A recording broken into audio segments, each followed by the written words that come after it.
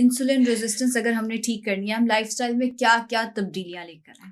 तो सबसे पहले तो हमें लो कार्ब डाइट की तरफ जाना होगा। बिल्कुल ठीक है। अभी मैं आपसे प्रोग्राम से पहले ही बात कर रहा था कि लेटेस्ट गाइडलाइंस मैंने अभी जो डाइटरी गाइडलाइंस आई हैं 2026 से 2030 की अमेरिकन गाइडलाइंस, असल में हमारे लोगों को डराया गया कि फैट नहीं लेना।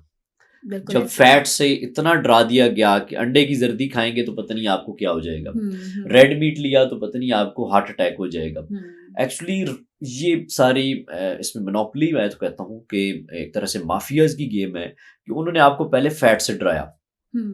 फैट से डरा के आप कार्ब्स पे शिफ्ट हो गए और हाई प्रोसेस फूड की तरफ चले गए, जिससे फिर ये क्रॉनिक डिजीज जितनी भी हैं, यानी कि टाइप 2 डायबिटीज़ की बात करें, फैटी लिवर है, कोलेस्ट्रॉल है, मोटापा है, ब्लड प्रेशर है, ये सब बेसिकली एक ही बीमारी की आगे जड़ें हैं जिसे हम इंसुलिन रेजिस्टेंस कह रहे हैं। तो अभी जो लेटेस्ट गाइडलाइंस की मैं बात कर रहा हूँ उसमें उन्होंने सबसे ऊपर टॉप पे दिया है जी प्रोटीन, वेजिटेबल्स, फ्रूट्स और आखिर पर उन्होंने ग्रेन्स डाल दिए। लाइक पहले क्या था, ग्रेन्स खाएं, प्रोसेस फूड हाँ। खाएं, फैट को अवॉइड करें। बिल्कुल। तो ये एक अच्छा एक सिमत है। तो सबसे पहले तो जो जिनको टाइप 2 डायबिटीज होती है या जिनकी इंसुलिन रेजिस्टेंस ज़्यादा है, तो उन्हें लो कार्ब डाइट फॉलो करनी है। बिल्कुल ठीक कार्ब है। डाइट में क्या, एक सिंपल एंड रिफाइंड कार्बोहाइड्रेट्स को अवॉइड करना है और सिंपल शुगर को अवॉइड करना है। दूसरे नंबर पे है इंटरमिटेंट फास्टिंग। इंटरमिटेंट फास्टिंग से भी है कि आपकी इंसुलिन लेवल्स ड्रॉप करते हैं। और थर्ड नंबर पे फिजिकल एक्टिविटी है, यानी कि अगर आप फिजिकल एक्टिविटी अपनी बेहतर करते हैं तो उससे भी आपके इंसुलिन लेवल्स बेहतर होते हैं। और थर्ड नंबर पे है कि आपने अपने हार्मोन जो स्ट्रेस एंजाइटी से आते हैं, जिसमें स्पेशली कॉर्टिसोल शामिल है, अगर आपका कॉर्टिसोल हमेशा बढ़ा रहेगा तो उससे आपकी शुगर, ब्लड प्रेशर और ये सारी मेटाबॉलिक डिजीजेस डिस्टर्ब रहेंगी। तो इसको आपने ठीक करना है। और इसके लिए मैं फार्मूला और बहुत से लोग यूज़ करते हैं डैश फार्मूला, यानी कि इसमें आपने डाइट को ठीक करना है, ए से मीनिंग एक्टिविटी, और एस से आपने शुगर इनटेक कम करना है और स्मोकिंग को कम करना है या हैबिट्स को अपनी को ठीक करना है। तो इन चीज़ों को, और स्लीप, इसमें ऐसे स्लीप भी आ जाता है, तो इसको ठीक करना है और हैबिट्स को ठीक करना है। बिल्कुल अगर ये ठीक आप है। सारी चीज़ों को ठीक कर लेते हैं तो आपकी इंसुलिन रेजिस्टेंस भी कम हो जाती है और आप इन सारी क्रॉनिक डिजीज से अपने आप को प्रिवेंट कर सकते हैं। बिल्कुल ठीक है। एक चीज़ मैं यहाँ पे बताती चलूँ, आज तक तो नहीं, 5 साल पहले तक मैं यही समझती थी कि डायबिटीज़ टाइप 2 रिवर्सिबल नहीं है, क्योंकि हमें बुक्स में ये पढ़ाया गया, ऐसे ही हमें है। शुरू से ये पढ़ाया गया है डायबिटीज़ एक दफ़ा हो जाए वो मैनेजेबल है, वो ट्रीटेबल नहीं है। लेकिन विद टाइम आप सीखते हो, आप समझते हो कि हाँ, ये रिवर्सिबल है। डॉक्टर साहब, आपने कहा इसकी पेचीदगियों से बचने के लिए अगर किसी को डायबिटीज़ है तो उसके कौन-कौन से ऑर्गन्स इफ़ेक्ट हो सकते हैं? मैं आपके पहले जो सवाल से इसमें ऐड ऑन कर देता हूँ कि बेसिकली डायबिटीज़ के हवाले से यही ख्याल पाया जाता है कि ये लाइफ सेंटेंस है आपके लिए। आपको डायबिटीज़ होगी तो अब इससे बचने का कोई तरीका नहीं है। हुँ। इवन डॉक्टर से कोई भी पूछे कि दवाई कब तक खानी है, तो आगे से जवाब होता है जब तक ज़िंदगी है। तो इसमें अगर आप डाइट ठीक कर लेते हैं तो इसकी दवाइयों से हुँ। डेफ़िनेटली बच सकते हैं, इंसुलिन से बच हुँ। सकते हैं और दवाइयों से ठीक कर सकते हैं। अब आती है बात कि डायबिटीज़ अगर कंट्रोल नहीं रहती, हुँ। इससे मुख्तलिफ पेचीदगियाँ हो सकती हैं। इवन सर से लेके पाँव तक जो भी ऑर्गन है सबको ये अफ़ेक्ट करती है। मल्टी सिस्टम की ये डिज़ीज़ है। लाइक सपोज़ सबसे पहले हम हार्ट की बात करते हैं। हार्ट अटैक का रिस्क सबसे कॉमन जो है और उसकी जो मेजर रीज़न है वो डायबिटीज़ है। इसके अलावा स्ट्रोक, फालिज का अटैक, अब आप किसी भी हॉस्पिटल में स्ट्रोक यूनिट में चले जाएँ या फिर आप हार्ट के यूनिट में चले जाएँ, तो सबसे जो टॉप रीज़न आती है वो डायबिटीज़ आती है। इसके अलावा इसके साथ रेटिनोपैथी, यानी कि जिसमें ये आपकी बनाई को अफ़ेक्ट करती है, इवन अंधापन की भी, या आपकी जो सफ़ेद मोतिया की जो सबसे टॉप रीज़न है वो डायबिटीज़ है। इसके अलावा किडनी फेलियर, यानी कि जो गुर्दे की दायमी बीमारी है सीकेडी, हुँ। 90% लोगों को सीकेडी की जो टॉप रीज़न है वो डायबिटीज़ और ब्लड प्रेशर है। तो डायबिटीज़ इस हद तक ये क्रॉनिक बीमारी है। दूसरे नंबर पे ये आपके जो न्यूरोपैथी करवाती है, यानी कि पाँव के जलने से प्रोसेस स्टार्ट होता है, फिर एम्पुटेशन तक काम खत्म होता है। हाथ यानी कि आपके कटने पड़ते हैं, आपकी टाँगें कटवा रही है। और इवन इस पे भी मैं स्टैट्स पढ़ रहा था कि पाकिस्तान में इवन हर 30 मिनट में 1 पाँव कटता है। और बहुत ही अलार्मिंग सिचुएशन है। आप किसी मैंने सर्जन से बात हो रही, कहते हैं कि हमारी हर हर रोज़ जो लिस्ट होती है, हमारी सर्जिकल लिस्ट, उसमें तकरीबन 15 से 20 केसेज़ हमारे होते हैं जिसमें हमने एम्पुटेशन करनी होती है और उसमें टॉप रीज़न डायबिटीज़ है। तो ये डायबिटीज़ इस हद तक इफ़ेक्ट कर रही है। हुँ। इसके अलावा ये बाकी स्टमक प्रॉब्लम्स बहुत ज़्यादा करवाती है, आपको गैस्ट्रोपरीसिस का प्रॉब्लम होता है। ख़वातीन में पीसीओएस का जो प्रॉब्लम है वो भी इंसुलिन रेजिस्टेंस के साथ लिंक हुँ। करता है।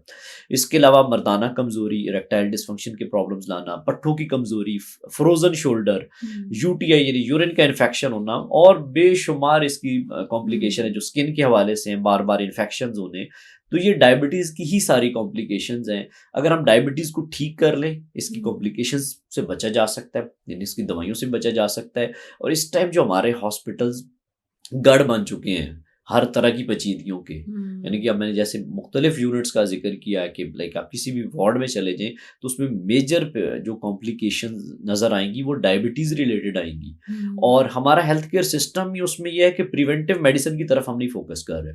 हमारा फोकस है क्यूरेटिव मेडिसिन पे। लाइक एक प्रॉब्लम आ गया है तो बस उसी को ठीक करना है। लाइक हमारा जो ओवरऑल गवर्नमेंट लेवल पे या जो माशरे में भी है कि हमने इन बीमारियों से बचाना कैसे है, जब तक हमने वो अप्रोच ना अप्लाई की अपने ओवरऑल हेल्थ केयर सिस्टम में तो ये बीमारियां बढ़ती जाएंगी, आपके पास हॉस्पिटल शॉर्ट पड़ जाएंगे। आज जो पाकिस्तान में लेटेस्ट स्टैट्स हैं वो ये है कि आपके हर तीसरे से चौथे बंदे को शुगर है। ये वो लोग हैं जिनको डायग्नोज हो चुकी है और ये कुछ 3.5 करोड़ लोग बनते हैं। अगर आप टेस्ट करना शुरू कर दें, आज इस रोड पे खड़े हो जाए लोग टेस्ट करना शुरू कर दें तो उसमें से 2-3 करोड़ और निकल आएंगे। लोगों को पता नहीं होता। तो इस बीमारी से बचने का हल एक ही है कि आप अपने लाइफस्टाइल को बेहतर करें। और लाइफस्टाइल की जो बातें मैंने बताई हैं अगर उन पे लोग अमल करते हैं तो डायबिटीज़ की सारी पेचीदगियों से बचा जा सकता है और आपके हॉस्पिटल में जो लोड पड़ रहा है आज वो कम हो जाएगा। लेकिन अगर यही इस रोड पे हम चल रहे हैं अभी, यानी कि कोई लाइफस्टाइल की कोई बात ही नहीं करता, तो करें तो लोग उसमें भी बड़े डर डर के बात कर रहे होते हैं। जो लोग कर भी रहे हैं इस पे बात, वो इस तरह डर खौफ से बात करते हैं, उनको कॉन्फिडेंट ही नहीं अपनी बात पे। वो या तो उसको प्रैक्टिकली करवा नहीं रहे या प्रैक्टिकली उन्होंने देखा नहीं कि इसका कोई इम्पैक्ट भी आता है। लेकिन मैंने प्रैक्टिकली इस चीज़ को देखा है कि जब आपने लाइफस्टाइल चेंज किया तो डायबिटीज़ जिनकी 350-400 लेवल रहते थे, मेरे पास 2-3 दिन पहले एक पेशेंट ने विजिट किया, कोई 100 के अराउंड यूनिट्स लगा रहे हैं इंसुलिन के। सपोज 40 से 45 सुबह लग रहे हैं, इसी तरह 50 यूनिट शाम को लग रहे हैं। शुगर है जो 350-400। मैंने कहा जी क्या खाते हैं आप, नाश्ते में क्या होता है, लंच में क्या होता है? डॉक्टर साहब खाना तो बहुत कम कर दिया मैंने कहा जी क्या कम किया है? डॉक्टर साहब नाश्ते में 2 रोटियाँ होती हैं और दोपहर में मैं 2-3 जीरा बिस्किट ले लेता हूँ, चाय ले लेता हूँ और शाम को डॉक्टर साहब 3 रोटियाँ।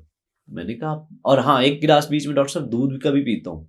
तो मैंने कहा आप डाल ही सारी अंदर शुगर रहे हैं, तो अब शुगर जब डालना बंद करेंगे तो शुगर ठीक होगी। और उसकी इंसुलिन बढ़ाई जा रहे हैं डॉक्टर। होता क्या, एक ब्रांड नहीं तो दूसरा ब्रांड चला दिया इंसुलिन का, एक दवाई का एक ब्रांड नहीं तो दूसरा चला दिया, या डोज बढ़ाते गए। प्रॉब्लम मरीज को भी नहीं आइडेंटिफाई करके दिया जाता कि आपका लाइफस्टाइल बुरा है।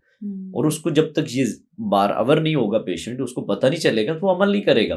और पेशेंट की भी अप्रोच थोड़ी सी मुझे इस पे एतराज़ होता है कि सम टाइम हमारे पेशेंट भी इसमें ज्यादती करते हैं। जब उन्हें सपोज बस बता दें कि आप अपना लाइफस्टाइल ठीक करें, कहते हैं डॉक्टर साहब दवाई।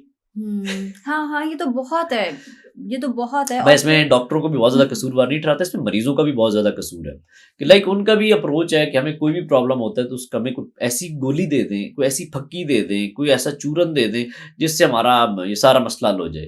तो जिसकी वजह से बहुत सारे मार्केट में फक्की बेचने वाले आ गए, जिसकी वजह से बहुत ज़्यादा दवाइयाँ उस तरह की बेचने वाले आ गए कि ये कर लें तो आपकी शुगर रिवर्स हो जाएगी, ये करेंगे तो आपका ये हो जाएगा। वो नहीं होगा। वो बेसिक रूट काज जब तक ठीक नहीं करेंगे तब तक उनकी बीमारी नहीं ठीक होगी। और ज़हनों से ये चीज़ निकालने की ज़रूरत है कि कोई दवाई, कोई आपकी मेडिसिन, चाहे एलोपैथिक हो, चाहे हर्बल हो, चाहे वो कोई होम्योपैथिक हो, वो आपके लाइफस्टाइल से बढ़ के नहीं है। वो आपके लाइफस्टाइल में जो खराबियां उसकी कमी को दूर नहीं कर सकती। हमारे लोग समझते हैं मेटफॉर्मिन खाएंगे, हम एम्पाग्लिफ्लोजिन खाएंगे तो वो शायद हमारे जो प्रॉब्लम्स लाइफस्टाइल के वो ठीक हो जाएंगे, जो ओरिजिनली नहीं है। बिल्कुल ऐसे ही, आप रूट कॉज ही नहीं ठीक कर रहे हो, उसके ऊपर आप ऐसा ही जितनी है। मर्जी दवाइयाँ खा लें